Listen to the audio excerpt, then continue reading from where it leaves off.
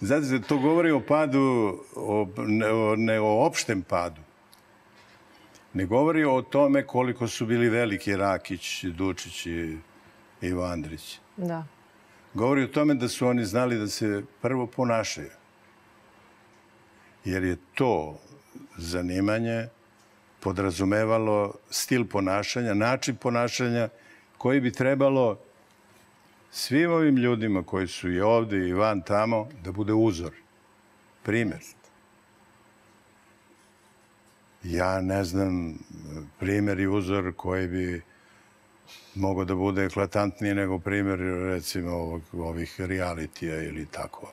Što je strašno. Što inače daje rezultate. Očigledno. Što govori da našem narodu, što kaže da našem narodu vredi govoriti. Naše devojke postaju prave prostitutke. Prave, ne kobajagi. Ne, nego se i oblače. Muškarci postaju idioti, pederi, ovo što treba da postanu. Jer vredi govoriti narodu. Tu gde se ulaže, tu rezultata ima. Zašto se ne ulaže protiv Šojića, ne znam. Ali očigledno da i Šojić ima klimu i plazmu u kojoj može da živi i da se razvije.